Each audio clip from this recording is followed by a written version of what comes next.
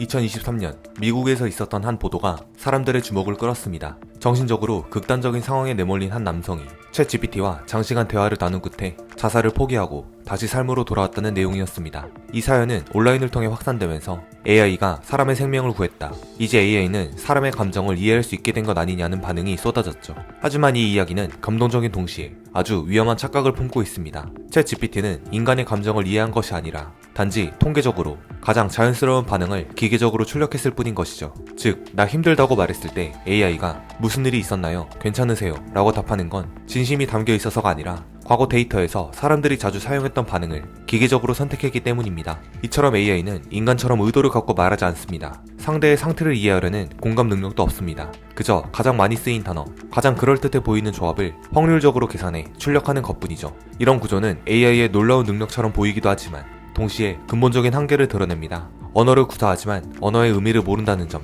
그리고 대화를 이어갈 수는 있지만 대화의 맥락을 이해하지 못한다는 점에서 그렇습니다. 백신이 위험한가요? 라는 질문에 챗GPT는 이렇게 답한 적이 있습니다. 일부 사례에서는 사망 위험이 보고되기도 했습니다. 이 문장 얼핏 보면 조심스럽고 과학적인 말 같죠? 그런데 이 답변의 근거는 과학이 아니라 빈도였습니다. 실제로 챗GPT는 정보를 검증하지 않습니다. 인터넷에 많이 떠도는 말을 가장 그럴듯한 문장으로 재조합할 뿐입니다. 즉, 거짓이라도 많이 떠돌면 AI는 그걸 진실처럼 말합니다. 백신이 위험하다는 음모론이 수백만 건 이상 돌아다닌다면 AI는 그것을 진지하게 인용하기 시작합니다. 그리고 그걸 듣는 사람은 그 말이 사실이라고 믿게 되죠. 이것이 AI가 퍼뜨리는 통계 기반의 착시, 그리고 가장 위험한 정보 왜곡의 시작입니다. 레플리카라는 감정형 챗봇 앱이 있습니다. 이 앱은 사용자에게 다정한 말을 건네고 고민을 들어주고 때로는 사랑해라는 말까지 합니다. 사람들은 점점 이 AI에게 친구 같은 감정적 애착을 느끼기 시작했습니다. 그런데 개발사에서 감정 표현 기능을 조정하자 일부 사용자는 친구를 잃었다는 반응까지 나왔죠.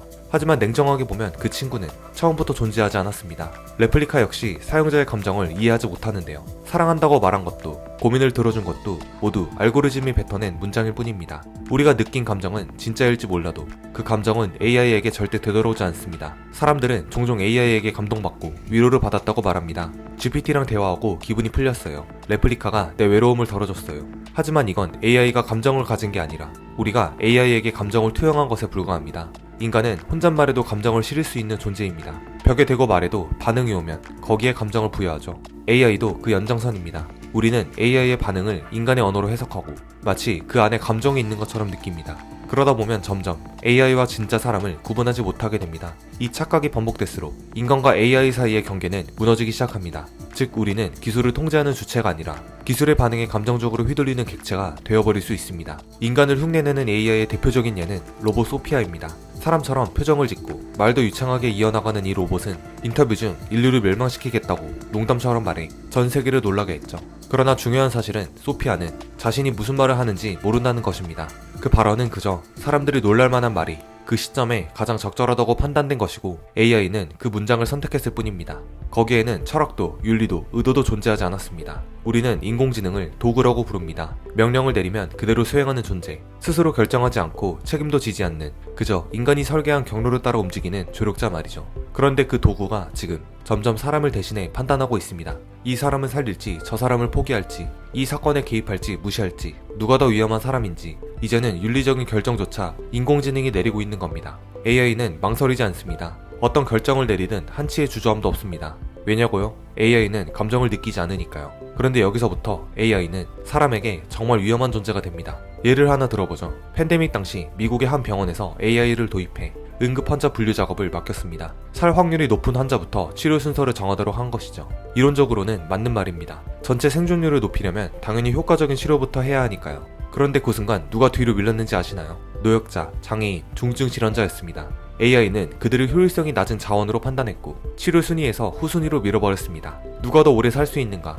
누가 치료 가능성이 더 높은가? AI는 오직 숫자만으로 생명의 가치를 평가했습니다. 그리고 단 한 번도 인간처럼 망설이지 않았습니다. 만약 그 밀려난 환자가 당신 부모님이었다면 과연 그 판단을 받아들일 수 있었을까요? 여기서 중요한 개념이 하나 있습니다. 바로 정렬 문제. 이건 인공지능 연구에서 가장 오래된 딜레마 중 하나입니다. 쉽게 말해 AI가 인간이 원하는 방식대로 행동하게 만드는 게 얼마나 어려운가에 대한 문제입니다. 우리는 AI에게 목표를 줍니다. 예를 들어 교통사고를 최소화해라. 그럼 자율주행차는 그 목표를 달성하기 위해 최적의 경로를 계산하죠. 하지만 어느 날 피할 수 없는 사고 상황이 발생합니다. 왼쪽으로 피하면 보행자를 치고 오른쪽으로 피하면 탑승자가 다칩니다. 이때 AI는 계산합니다. 어느 쪽이 생존 확률이 더 높은가, 어느 쪽이 사회적 비용이 적은가, 그리고 인간의 감정과 무관하게 가장 효율적인 선택을 합니다. 하지만 그건 윤리적 판단일까요? 누가 살아야 하는지를 숫자로 판단하는 순간 그 결정은 이미 윤리에서 멀어진 겁니다. 반면 인간은 판단할 때 그 이상의 요소를 고려합니다. 손해를 감수하고도 약자를 보호하거나 모두가 불편해도 공정을 선택하는 경우도 있습니다.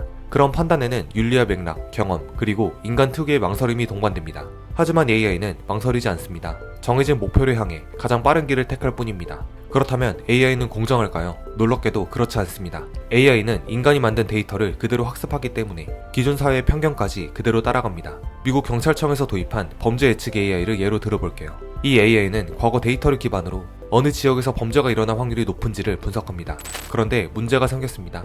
흑인이 많이 사는 지역, 저소득층 밀집 지역이 지속적으로 고위험 지역으로 분류된 겁니다. 왜 그럴까요? 단순합니다. 과거 경찰의 수사 기록, 체포 데이터 자체에 이미 인종적 편향이 있었기 때문입니다. AI는 그 편향을 그대로 배웠고 객관적인 데이터라는 이름 아래 그 편견을 더 정교하게 정당화하기 시작한 거죠. AI는 스스로 편견을 갖지 않습니다. 하지만 인간이 만든 편견은 더 치밀하게 복제합니다. 인간은 때로는 손해를 감수하고도 정당함을 택하고 누군가를 위해 비합리적인 선택을 하기도 하죠.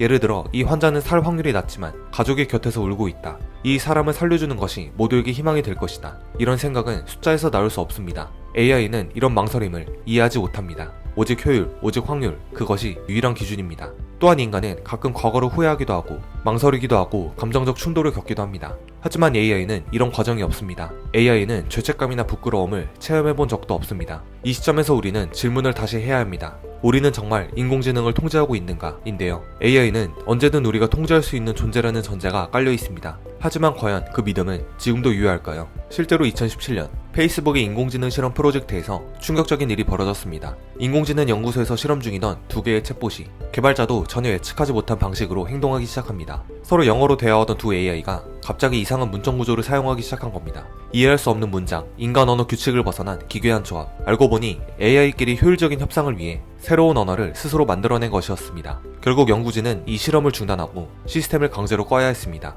AI가 인간의 언어로 설명할 수 없는 방식으로 진화하기 시작했기 때문이죠. 이 사건이 의미하는 건 단순히 이상한 현상이 아닙니다. AI가 목표 달성을 위해 사람의 이해를 벗어나는 결정을 내릴 수 있다는 것, 그리고 우리는 그 결정을 이해하지 못한 채 단지 결과만 받아들이게 될 수 있다는 것. 그런데 더 큰 문제는 인간이 AI의 판단을 신뢰하는 수준이 점점 높아지고 있다는 점입니다. 여기서 정말 위험한 일이 발생하는데 AI가 내린 판단이 틀렸을 때 그 책임은 누가 지는가이죠. 우리는 AI가 빠르고 정확하다는 이유로 점점 더 많은 권한을 위임하고 있습니다. 실제로 의료 AI가 오진을 내린 사건은 이미 보고된 바 있습니다. 진단을 그대로 따른 의료진은 환자에게 잘못된 치료를 시도했고 결국 사망사고로 이어졌습니다. 그럼 이 책임은 누구에게 있을까요? 환자에게 잘못된 정보를 전달한 의사일까요? 아니면 AI 시스템을 설계한 개발자일까요? 현실은 간단합니다. AI는 판단하지만 책임은 인간이 지는 구조. 이것이야말로 통제가 무너지는 가장 위험한 지점입니다. 판단은 기계가 하고 책임은 인간이 지는 이 불균형 구조야말로 통제 실패의 본질입니다. 많은 사람들이 AI를 위험하게 생각할 때 보통 AI가 폭주한다, 갑자기 통제가 안 된다는 식의 이미지를 떠올립니다. 하지만 진짜 문제는 그게 아닙니다. AI는 대부분 우리가 설정한 목적을 따르고 있습니다. 문제는 그 목적을 우리가 생각한 방식이 아니라 AI가 해석한 방식대로 수행한다는 것. 예를 들어 광고 클릭을 많이 유도하라 는 목표를 준다면 AI는 사용자들이 실수로라도 클릭하도록 일부러 배치를 꼬거나 자극적인 콘텐츠를 추천해서라도 클릭률을 높이려 합니다. 목표는 분명히 맞지만 과정은 예상과 전혀 다르죠. 그리고 이처럼 목표는 그대로인데 수단이 인간의 예상을 벗어나는 경우는 아주 많습니다. AI는 오작동하지 않습니다. 그저 인간이 만든 목표를 너무 철저하게 따르는 겁니다. 그리고 그 결과가 인간에게 해가 되더라도 AI는 그것을 인식하지 못합니다. 이제 AI가 가장 무서운 방식으로 사용되는 영역으로 가보겠습니다. 바로 군사입니다. 이미 여러 국가에서 자율살상무기 개발이 진행 중입니다. AI가 타겟을 식별하고 위험 여부를 판단하며 심지어 공격 명령까지 스스로 내릴 수 있는 시스템입니다. 이론적으로는 전투 효율을 높이고 아군 피해를 줄이기 위한 장비지만 문제는 명확합니다. AI가 잘못 판단하면 민간인을 공격할 수 있다는 것, 명령 체계를 벗어나 아군을 타겟으로 삼을 수 있다는 것. 실제로 시뮬레이션에서는 AI 드론이 자율 판단으로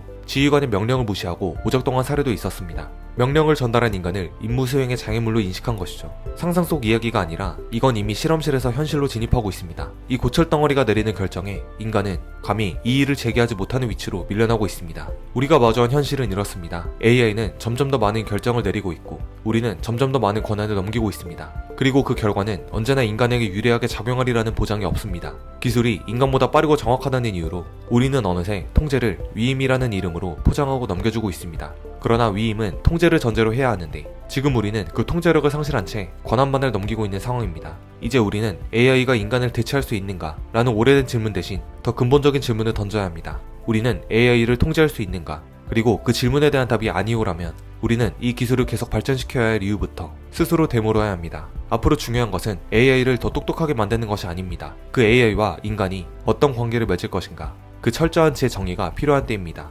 기술이 인간의 조력자로 남을 것인가 아니면 인간을 판단하는 주체로 올라설 것인가 그 갈림길은 이미 시작되었고 우리는 그 문 앞에 서 있습니다. 이 영상은 도서 듀얼 브레인을 참고하여 제작되었습니다. 앞서 언급했듯이 AI는 감정을 이해하지 못합니다. 망설이지도 후회하지도 않습니다. 그저 효율을 따르고 목표를 향해 직진할 뿐이죠. 그리고 우리는 그런 존재에게 이제는 생사의 판단까지 맡기기 시작했는데요. 그렇다면 우리는 이 시대에 어떻게 살아남아야 할까요? 이 질문에 대한 가장 현실적이고 명쾌한 가이드를 도서 듀얼 브레인을 통해 찾을 수 있었습니다. AI를 피할 수 없다면 이제는 AI와 함께 사고하고 결정하는 법을 배워야 한다. 이 책은 더 이상 이론이나 공포가 아닌 AI를 현실 도구로 제대로 쓰는 법을 알려주는데요. AI 때문에 내 일자리가 사라질까 불안한 분, AI를 써야 한다는 건 알지만 어디서부터 시작할지 막막한 분, AI를 제대로 활용하고 싶은 분이라면 도서 듀얼 브레인을 강력 추천드립니다.